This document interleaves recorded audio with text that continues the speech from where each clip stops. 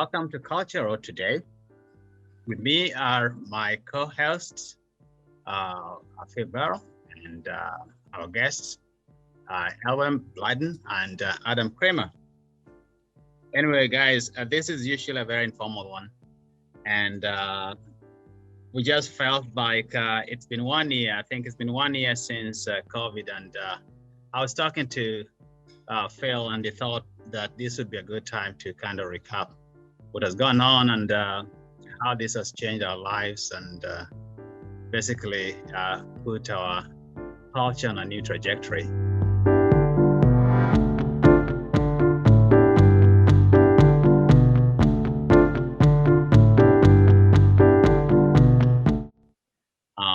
I was just listening to some sports news and this morning, and they were saying that it's so different. March Madness is so different this time because there are a lot of students who are supposed to be playing and they're not playing because they kind of broke some rules, COVID rules. And so you can see how much different March Madness is going to be.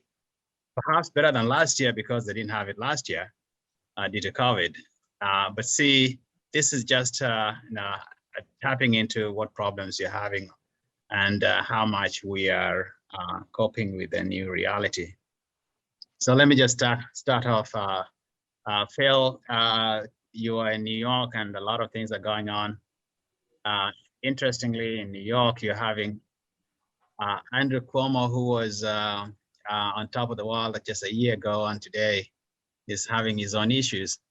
And interestingly, not really, maybe just partly because of some data that were not revealed on how the elderly were affected, but also because of his issues to do with women. But just bring us up to date on what is going on in New York and how this is, how your life has become so different from what it was just a little over a year ago. Mm-hmm. Well, let's see. Cuomo aside, I mean, I think that I think of the last year and the society in general. I think of a metaphor like whenever there's a serious flood in some rural areas. This doesn't always happen, thankfully, but once in a while you get these stories that the flooding was so bad that the local graveyard was washed out to some degree, and you actually find coffins or even bodies exposed as a result. I mean, it's a horrible thing, but sometimes it happens. And I think that we've seen something similar in the last year, that COVID has been a kind of flood, excuse me, that has left a lot of really nasty things exposed in our country, in our society. I mean, in the world too, but let's just focus on this country for now. It's exposed the and I mean, some of these things were not buried that deep, but people perhaps chose to ignore them. And we can talk about the fault lines in our society between different economic levels, and how the reality for lower income people is so much different from upper income people and some middle class people as well. The lack of preparation for this kind of emergency, which is a result of 40 years, I think, of anti-government rhetoric and government policies that generally regarded the idea of massive government intervention or preparation of any kind as not being a good thing. And I think that also a fact, what's been exposed is the interconnectedness of society, I mean, around the world, and the idea that any country or any group can go it alone has pretty much been laid waste, because this is something that happened, let's say, overseas. It came to this country and it spread rapidly, and we have an interconnected world. I mean, we have had leadership in recent years that acted as if America could go it alone, and clearly that's one more fantasy that's been shot down by this. No country can go it alone, no matter how big or powerful they are. We've learned that the hard way. So I think those are the things that I would take from this in general. I mean, specifically in New York, I guess we can say that it is an amazing thing that 1 year ago we were all tuning in every weekend and then just about every day of the week to our governor, who seemed like such a white knight, such a such an alternative to what we were getting from Washington in terms of speaking honestly and, giving us the facts without embellishment, without fantasies, and just saying, okay, this is where we are, this is what we're going to have to do, and so forth. We found, aside from the other allegations, that there were some areas in which he was not being honest, and that he then tried to cover up later on. That's pretty bad. I mean, the truth is about the man, I can tell you, as a progressive New Yorker, there were a number of us that had our doubts about him for many years prior. I mean, he was a Clinton Democrat, basically. He was not what you would call on the left wing of the party. And in many ways, he resisted the demands from many progressives to make some serious reform. And he only did it kicking and screaming after the election of 2018, when Democrats finally got control of both houses Yeah. of the legislature and kind of forced his hand. And so, I mean, a lot of us, I think, voted for him because, look, we're never going to vote for a Republican, and he's good on all the social issues like gay rights and gun control and so forth, but he was just terrible on economic justice kind of issues. And that's really, that's what's come out to the fore. So what you're seeing now is basically somebody who, he had his moment in the sun, but that was kind of an exception. People had just grudgingly accepted him for the previous 8, 9, 10 years. He had plenty of enemies, and in politics, politicians are like hyenas. They smell blood, they attack. About cancel culture. He was talking about cancel culture. I was so disappointed by that, because Cuomo has access to the media. Cuomo has a brother who calls him all the time, and this idea of attacking the lingo of the Christian right, and it was just very. It is true, Cuomo governed like a Republican most of the time, but of course he was great in the first 1 year. He was great with the COVID. I didn't like so much how he handled de Blasio, because he kind of really made it quite plain that he didn't like him, and that affected all of us. So it's interesting what that has happened.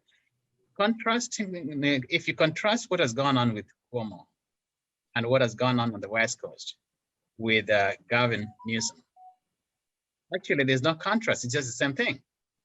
That Gavin was actually even more proactive before Cuomo with regards to COVID. And then within a short time, everything is turning around. I don't know, Adam, based on what you're seeing over there, how are you doing, and how is LA? Give us a rundown on what's going on, how this has changed your life. LA is kind of a different city. Yes, it is. By the way, first of all, I'd like you to just introduce yourself, because this is your first time. Oh, okay. My name is Adam Kraemer. I live in Los Angeles. Moved here from New York City about 6 years ago. I work in pharmaceutical advertising. That said, well, I mean, obviously, for the first thing is everybody working from home. I mean, that's the big change for me, and also, I guess, lack of restaurants and bars. So there's that.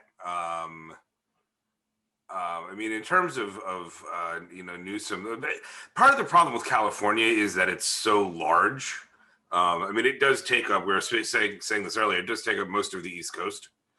That it's tough to decide, I think, how each area needs to react, and the fact that you need to recognize that I think they have it broken up into 5 different zones or something, and each zone needs to react differently depending on the levels of hospital beds, how many hospital beds are available, how many daily deaths, et cetera, et cetera.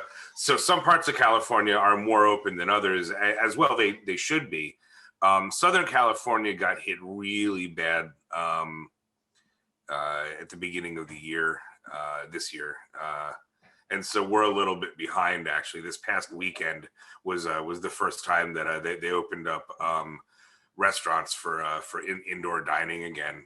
And you had to, I believe, make a reservation. And I don't know, I want to say it was 25% capacity. I mean, I didn't go because I still find that frightening. Just the concept of eating indoors near strangers at the moment is not something I feel like contemplating. But you know, hey, if you feel like it, go for it, I guess. Yeah. Aside from that, as I said, basically just working from home rather than having to drive into the office, which I'm not gonna lie, it's getting kind of old. Getting kind of old, yeah. And you know, Adam, you are somebody who plays guitar, you know, goes out to bars and stuff like that. You sing, and you have, you know, occasionally you have a band. And this must be very hard on you, because you can't do all of that. You can't meet friends. The social aspects definitely. Totally different from the way you were in New York. Yeah, I mean, honestly, different from the way I was out here, you know, a year ago. I mean, the social aspects have obviously changed significantly. You know, I mean, I think, oh, I'll go up the street and, you know, grab a beer at the local pub or whatever. And I've been there once in the last year. And, you know, that was outdoor dining, sitting alone at my own table, yelling across like the big tent that they have over the parking lot. To other friends of mine. So I don't know that that's exactly the same experience that I used to have. In terms of the band, we have for the last 6 months been discussing when we're going to start rehearsing again, let alone playing out. I mean, we were actually on a bit of a hiatus prior to COVID due to some personnel issues within the band. But at least the key figures of the guitarist and the drummer and myself, we've been discussing, you know, for months now, literally. So are we going to get together and at least, you know, maybe spend an hour or two just playing some songs, you know, because it's been so long since the last time we did that. And it's coming up soon, actually. Our guitarist just bought a new house, and he's turning his garage into a rehearsal space. So I think once we have like an actual like place to play, that's also still you know, somewhere we can relatively socially you know, Meet at. yeah. So within the next few weeks we might actually start playing again, just to do it, especially as it looks like things may be opening up by mid to late summer with any luck. I was reading an article in the Financial Times magazine today by somebody called Simon Cooper, and one of the things she was saying is that actually the truth is that many of us have had a good time. So the pandemic wasn't that bad. He says, those who aren't homeschooling or who are not working in intensive care areas have had a gift of time. We basically is trying to say that we are now able to, I think we had gone to a point whereby people are so busy, so much busy, we're not in control of ourselves. And now things have got a little bit better, that you've been able to spend some time with your family, you've been able to spend some time with yourself. And for somebody in San Francisco, which is such a vibrant, you know, place, you know, just perhaps as vibrant as New York, how do you see things turning out? Is it really a good? Is it really a good time to? Is it as good as he's trying to say? Because the way I look at it, there are a lot of people who have lost jobs. You know, there are a lot of people who have, of course, lost family members. So it may be good for some, but not others. What do you think about that, Helen? Well, the economic reality is definitely a reality that we can't ignore, and that we're going to be affected by for a long time to come. on a global level, but that percolates all the way down to the local level. But in terms of the personal experience of the pandemic, as you know, I'm from Sierra Leone in West Africa. My father is, my mother is from Massachusetts, but Sierra Leone is a country that it has about 30% Muslim population, the rest Christian and some non-defined people. But we celebrate national holidays for all the religious holidays. So we celebrate Christmas, but we also celebrate Ramadan. They're all national holidays. And one of the things that happens during the month of Ramadan is that because all of the Muslims are basically on idle. I mean, it's not that they're not working, but fasting literally reduces your energy level. So everything is a lot slower, and they're obviously an important and integral part of the economy. And the net effect is that everybody benefits from this kind of slowdown of things. Everybody becomes a little more reflective, whether they're Muslims or Christians or otherwise.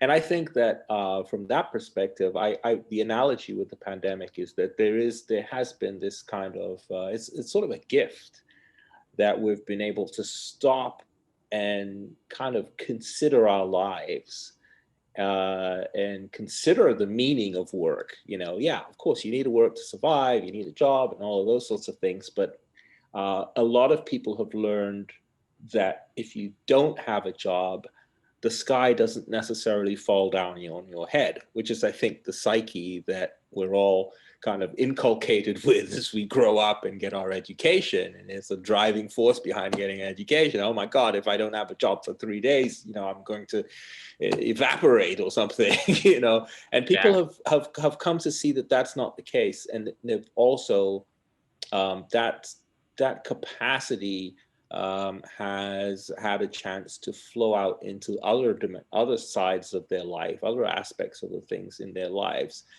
which in some cases, I guess, have become enriched, and that in as much as people have been able to share that through Zoom and all of those sorts of things, we've seen this great flowering of creativity.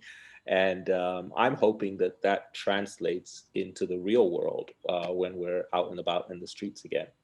It's interesting what you just said, because people realize that you don't have to be working for 24/7 to be able to survive. And as much as a lot of people are having issues with regards to paying for rent and food, one of the things that is coming out of it, which we just talked about, but it's more magnified, is the fact that the government can actually have policies that would allow people to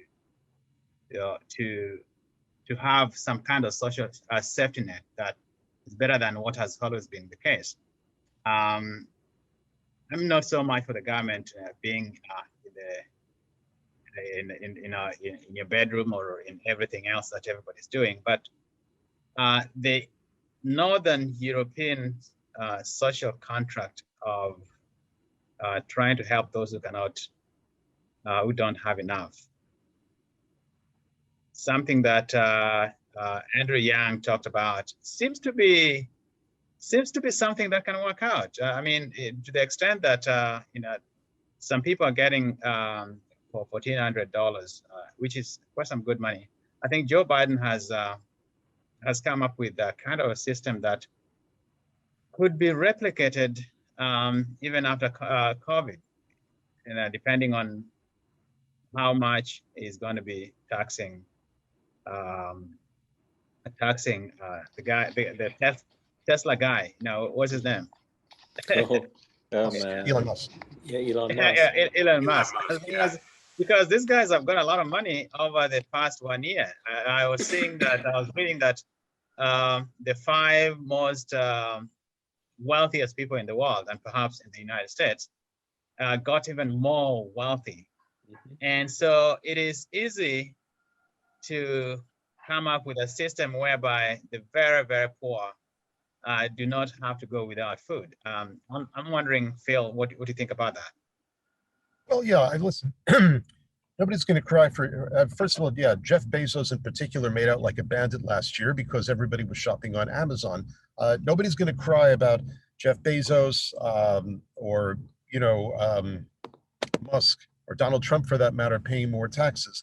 I think maybe the crunch will come if, as I heard today, Biden is talking about maybe raising taxes on people who, might be described as upper middle class and certainly not on the 1%. So there may be a push comes to shove thing. But I do think that in general, and I was alluding to this before, one, if there's anything good that came out of this pandemic, it is kind of, a rethinking of what the government can do and a final repudiation of this asinine, small government so small you can drown it in the bathtub, government is the problem, government is the enemy, et cetera, that we've been listening to. I mean, the fact that a child tax credit could be passed, and yes, without any Republican support, but you didn't hear about this, you didn't hear it really being widely condemned on Fox and in the right-wing ecosphere. It really just kind of like passed without much.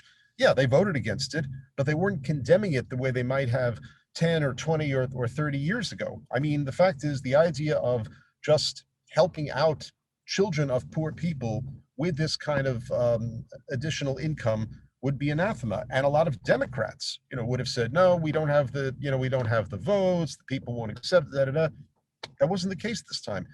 That is clearly something that, we hope to see more of. And I think Biden was right to kind of rush in and take advantage of this, and kind of use this opportunity to go beyond specifically COVID relief and talk about, in a sense, kind of a restructuring of the economy and government's role in it.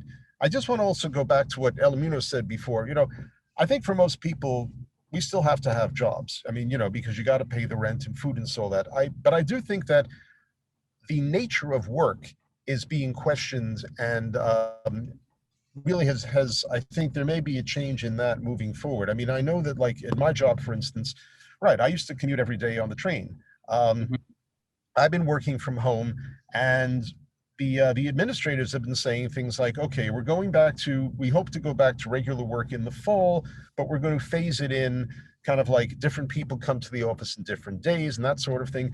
And I'm thinking, I'm going to ask my bosses what I do. I mean, can I just come in 2 days a week? Why do I have to? Because really what I can do from home, a lot of people are coming to the same conclusion. Actually, you work harder, right? Don't you work harder? Because you have more hours. Well, yeah, I mean, I can work, right. Like last night, I was doing something, in my bedroom that I wouldn't normally do. And I mean, working. You don't want to know. I know, that didn't come out the way I intended to. working in my bed. Among other things, no. But people are doing this kind of thing, and they found that they like it. That's really true. I mean, now the counter argument, of course, is that there's some benefit to being in an office. You have the interaction, the social aspect of it, and I agree with that. I'm not saying that people that we're all going to be working remotely and virtually completely in the future. But the idea of why do I have to come in, just for this meeting, or at a higher level of business, why do I have to fly a couple of 1,000 miles just to, sit in a meeting? I mean, why do we have to do all these things that really people are really looking at them, I think, including the leaders of business, and saying, maybe this is not like, just because we've been doing it this way all these years doesn't mean we have to keep doing it. And I think that's a positive thing. I think there's going to be more of an emphasis now on work as, I forget the word, kind of a holistic aspect of it. Like, as long as you get the job done, what structure works best for you, rather than jamming everybody into this mold of you show up at 9, you leave at 5, blah, blah, blah. And I think that's a good development. It's kind of a search for efficiency through holism, as opposed to, trying to fit people into boxes and railway carriages at certain hours of the day, and to be arriving at a certain place at a certain time, and I think that the loss of stigma associated with, all the, we were talking earlier about all these big ideas of big government versus small government and so forth, the loss of stigma around the need for help, the need to ask for help. I think that has kind of sort of softened the way people are thinking about these things, and they're thinking about them in a somewhat more humanistic way. If that continues, it bodes well for introducing things into the society that will be more helpful and supportive of poor people and children and the disenfranchised. Right. Adam, I wanted to bring you into this because I'm listening. talking about the fact that the nature of work is changing, and I would say the same thing of the nature of entertainment. And as somebody who has been involved in that area, and particularly, you're being in LA, there's a lot of creativity that is coming that we never thought was possible. I mean, people are very creative if you give them a situation that needs to be solved. And I think that I was just watching the Grammys yesterday, or was it on Saturday? And I realized that I didn't even know half the people who are there. Well, because these are new people, and so they're creative. So Adam, Stallion, who is this person? Right. Oh yeah. And I like her, but who is she? Okay. Exactly. Yeah. So how is entertainment changed over the past couple of months, and going forward, what do you think is going to happen? Well, I mean, obviously people have had to become more creative in how they make things. I mean, I have a number of friends working in the industry, and on any given day, they, don't necessarily know if they're going into work. I have a friend who I used to work with in advertising who moved out here from New York, and she's a PM for Netflix, and she said a lot of her job is just making sure that people are social distancing within the set, backstage and all, and that when they're not on camera, they're wearing a mask. I mean, she's literally, a large part of her job is COVID compliance, which obviously was not a thing. That's a new job. That's a new title. Exactly. But beyond that, I mean, it's a question of, I think, almost, Newtonian proportions. I mean, we as human beings tend to get set in our ways. And for years and years and years, even with the advent of the internet, there was generally only one way to do things, one way to make movies. Now, you could do it independently, or you could do it through, a big studio, but usually the process itself was pretty much the same. Suddenly not being able to be in contact with anybody else, I think has changed that. And it's opened up, new avenues for creativity. In addition to the old ones, which didn't, necessarily go away. I mean, I'm not going to lie. I still watch sitcoms on, NBC when I can. But I think the question is, once that object is in motion, will it tend to stay in motion? Because there's a number of different forces pulling for it and against it. And when things go back to normal, whether or not the changes that we've seen will or can be fully integrated into what our understanding of normal was, prior to the pandemic. So, given the big COVID bill fail, just bring us up to date. How do you think this is going to affect not just the way we approach how to deal with COVID, but also I think the Democrats did something with this bill. They put in a lot of things that will help in other areas. They don't actually have to go back to Congress for the next almost 1 year because they have enough money to do just about everything going into the next elections. Well, I mean, I think, you know, Democrats learned a lot of lessons from Obama's, you know, attempt to get us out of the recession when he was first elected. And at the end of the day, the general feeling was that too many concessions to the Republicans created a stunted bill that didn't really achieve any. I mean, I don't want to say any, but it created a much slower turnaround than would have been preferred. And I think this time around, it was, you know, let's pass this huge bill. You know, we're not going to lose anything by giving the American people more money. Mm-hmm. How about you, Phil? Yeah, no, I was going to say, I think that politically it made sense to do this the way they did. I mean, it was a fun story kind of the other day that, you know, Susan Collins, of course, the so-called moderate Republican who kind of was part of this group that originally met with Biden and basically said, listen, could you just, you know, give less money? That's what we'd prefer. And he politely but firmly said, no, I can't. We're not going to do that. And, you know, after the passage, she was whining about, like, you know, this is not constructive and this is not bipartisan. And Ocasio-Cortez said something not directly in response to her, but she was quoted in the same article that I read where she said, listen, you know, we did learn from 10 years ago. There is no point in watering down a bill, you know, just to please Susan Collins, who's probably going to vote against it anyway.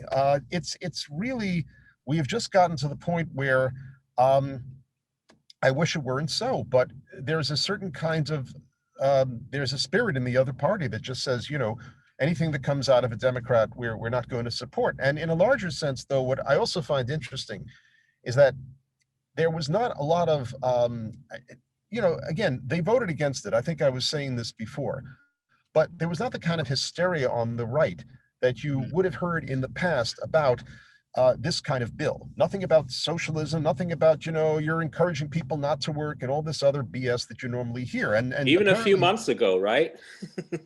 Yeah, even it's noticeable. Right. Last year in the campaign, you would have heard all this socialism, not a whimper. And I think the reason for that is these people read the polls. They know that even in their states and their districts, this was a popular bill. That's the kind of thing. And Biden was very shrewd about this. He knew that in this climate, you can't go wrong by offering a bill with a lot of, you know, goodies for people who need them. And rather than getting involved in, you know, arguments about Mr. Potato Head and who was the other one, Dr. Seuss, he focused on the bread and butter issues there. I don't know what Dr. Seuss is because it was just flying by and I decided not to read it. What is Dr. Seuss? Well, okay, very briefly. Okay. Dr. Seuss's estate, because he died about like 40 odd years ago, decided that they reviewed all the books that he had written that were, you know, in circulation and decided that 5 or 6 of them needed to be taken out because they had some racist caricatures of Black people and Chinese people and so forth. And I mean, the truth is, they're not his best known or most popular books. I mean, nobody's talking about Cat in the Hat or Green Eggs and Ham or all those others. But there was a big outcry on the right about, you know, once again, cancel culture. I mean, Dr. Seuss, first of all, was a very liberal guy. I mean, he wrote political cartoons back in the day around World War II that were very much pro-intervention and attacking the isolationists who didn't want America to get involved in the war, often because they didn't want to help the Jews there. And he called them out on their anti-Semitism. And I mean, I've seen some of the cartoons, they're very powerful. At the same time, he was doing these books in the 40s and 50s where, you know, no offense, George, if you wrote about Africans for an American white audience, you know, you were going to have, you know, the whole bone through the nose, earrings. Right, exactly. Right. And if you're doing a Chinese guy, he's going to have the, you know, the funny hat and he's eating with, right, exactly. So, you know, right. I don't see any harm in eliminating those things because why have a little, you know, why force a Black or an Asian parent to say, oh, we can't, you know, I can't show you this book because, you know, I mean, there wasn't any damage done. Also, to be fair, they canceled themselves. I mean, I don't think anybody was screaming out for Dr. Seuss books to be taken out of circulation. It was their own decision. And, that's not really cancel culture in the first place.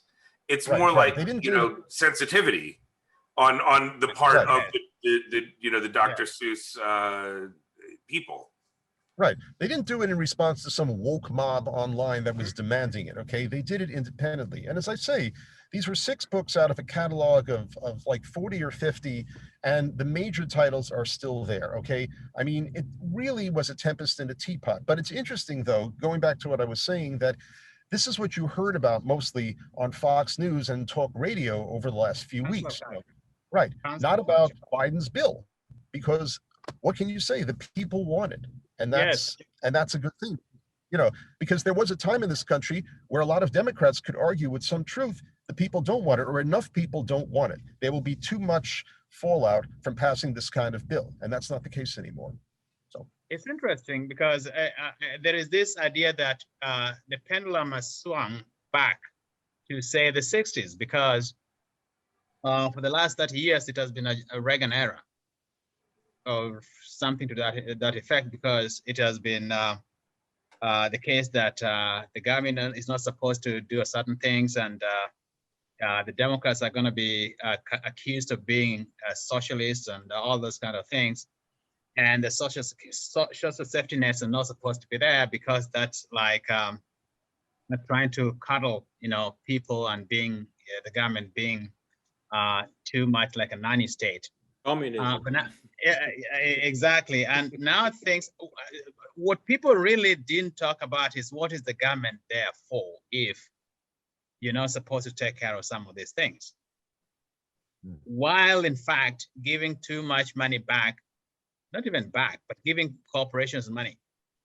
One of the things that I have seen over the last couple of years is the fact that corporations do not make money on their own, that corporations make money, lots of money from the government, from government contracts. So if you're talking about a nanny state, corporations, a lot of corporations are nanny corporations, which is corporate why welfare, it's called. Exactly. So what's so wrong about building a school? About building a healthcare center for, because a lot of Native American places don't have a lot of good healthcare. Well, I mean, I think honestly that both extremes are wrong, which generally tends to be the case with extremes. And you want to sort of find a middle ground, because you can't have the government doing everything. I don't think. I think that's bad. But you also can't have them doing nothing. I mean, the thing that always astonished me, and has been since at least the Clinton era, with the Republican Party, is that these are, I mean, you're essentially electing people to government who profess to hate the government. And I've never quite understood the theory behind that. But you need a balance between, I think, socialism and capitalism. I don't think capitalism in and of itself is wrong, but I also don't think that people would be particularly happy if you suddenly took away their Social Security. No. But I'm thinking about Europe, and Emil, you've been in Europe, for quite a long time, and you see how in Northern Europe you have this social democratic standard that Bernie Sanders has been trying to tell us for quite some time, and nobody actually took him seriously until Joe Biden got into office, and as the budget chair, he's been able to come up with because a lot of what is in the Biden bill came from Sanders and some progressives. So this is what it means. Not that the government is supposed to take care of everything, but at least the government is supposed to take care of the essentials, like the insurance is not supposed to be taking all of your money when you're sick. stuff like that. And I think that balance is coming back. I mean, in the next 2 years at least. I've always thought of the role of government as being one of keeping a level playing field. And, that's the underlying idea between debate and, setting up parties that can give different perspectives on the situation. And so I think that the government's ability to create a space in which people are able to creatively solve their own problems is the ideal objective that one should have. The problem in America, of course, is that we didn't start, slavery can't really be called capitalism as such, because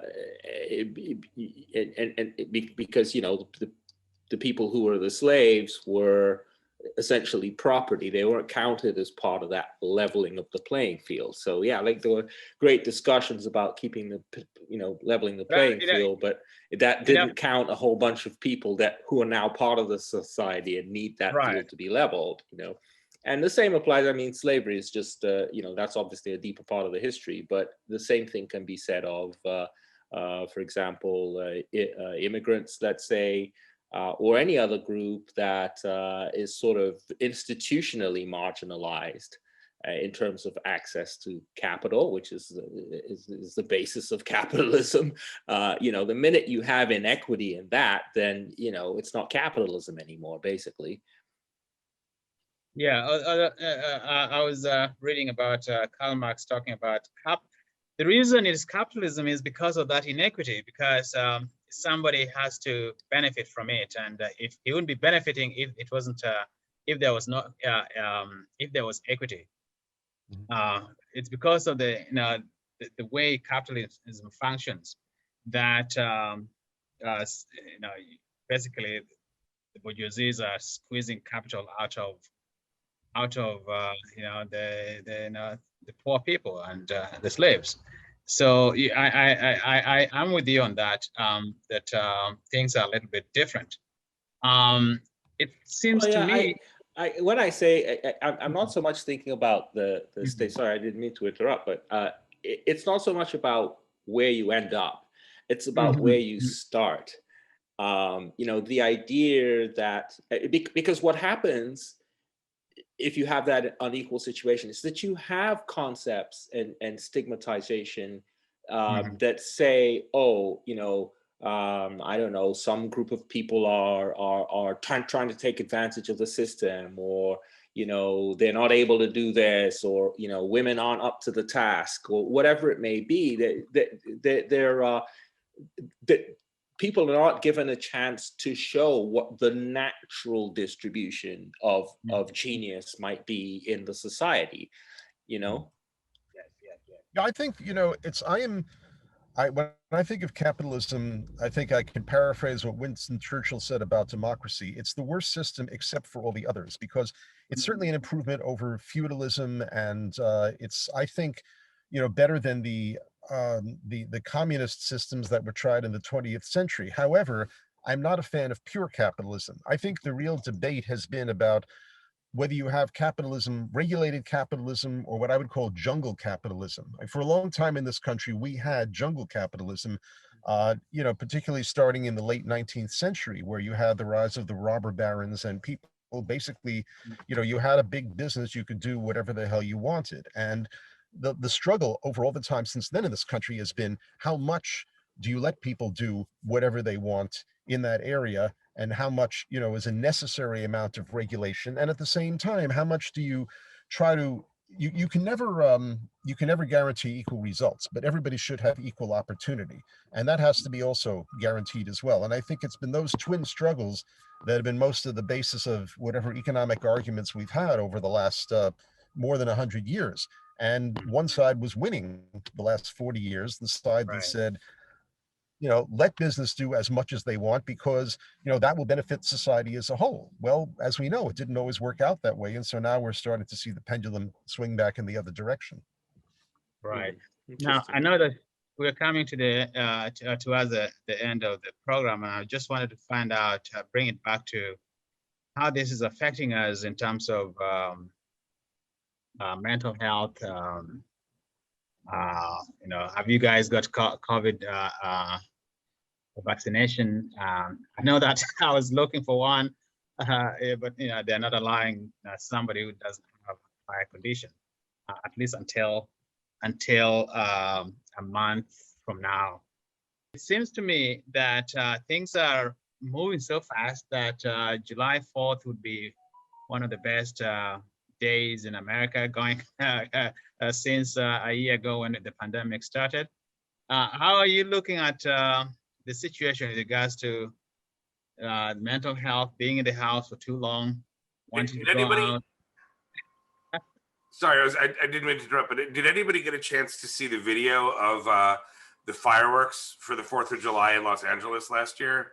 There were a couple drone videos, and it honestly, it looks like a war zone, except that you know that it's fireworks. But I mean, but literally the entire Los Angeles Valley, just one explosion. I mean, just everywhere. It was absolutely insane, and it went on for literally hours. But if you get a chance to just look on YouTube for Los Angeles, 4th of July 2020.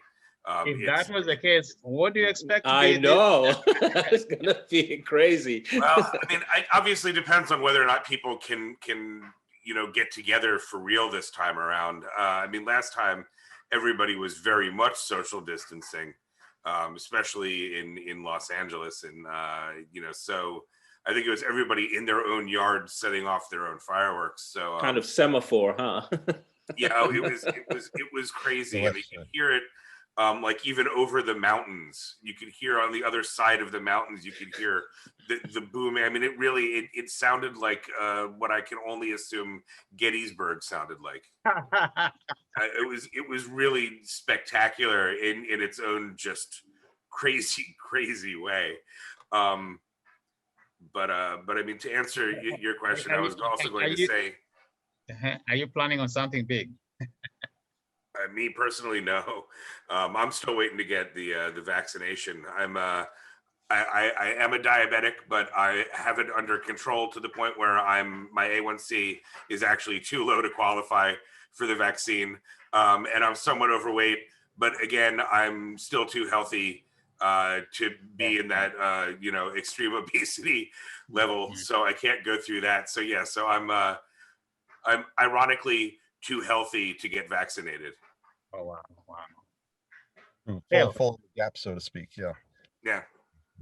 Well, I was vaccinated. I'm not bragging about it. That's why I don't talk, because I don't want anybody to hate me. But okay, and it gives me a sort of a funny sense of like, okay, security, but within limits. I mean, because listen, I'm still wearing a mask most of the time. I still understand the need for it, and you keep hearing a lot of this contradictory information that, okay, you've been vaccinated, but under certain circumstances you could get infected, blah blah blah. So I just figure that I think in general what I'm looking forward to is, as most people would say, this gradual reopening. You talk about the 4th of July and what Biden said last week about, okay, not going to have like massive gatherings, but we're hoping you can get together with your family, in your backyard and have a barbecue. That would be fine. The fact that movie theaters are opening up and I could actually see a movie. I mean, this is the first time in ages, I think, I will not have seen any of the nominated films for Academy Awards. I'm thinking, I know. I mean, obviously I'll catch them someday on HBO or something, but yeah, I miss that. I really miss that. And I'm just, things gradually coming back. I'm a big baseball fan, and the fact that they're actually having a season. Okay, I don't care that you have like 500 people in the stands instead of 5,000. At least you're having a full season. So it's like what I'm looking forward to. I'm not asking for the moon. I'm not expecting absolute normalcy by a certain date. What I think we're going to see is just gradually, in stages, things getting more and more like what we were used to, until finally one day we might look around and say, hey, this is exactly where we were in like February 2020. And without realizing it, suddenly see that's where we are. That's my, prediction, but fingers crossed. Fingers crossed. Elo, I think you are looking to see your family. Absolutely. It's interesting because I lost a number of family members during this time period, some to Yeah, COVID, some your naturally. mom or something like My that. mom, yeah, my mom passed away, and I was, it was interesting because the pandemic, it turned out to be a really real blessing for us and for her, because all of her kids, we were all able to just basically go and camp in her house, and people were working from mom's house while she gradually made her transition. And it was very strange to have the thought that the pandemic was in some way a blessing when others, when so many terrible things were happening all around us. But that was really the only way to describe it. It was very special for that reason. Got vaccinated? No, I haven't had my shot yet. I missed it by 20 people. I was told, oh, they got some spare vaccine. That's what we're doing around here, driving to where there might be some extra doses and getting in line. And, of course, all the people in front of me were young people who didn't really need it. But I'm going to give it another try and try to make an appointment in the system and see if I can get my shot. That's true. That has been one of the best discussions we've had. Don't forget to like, to subscribe, and to share. And until we meet again.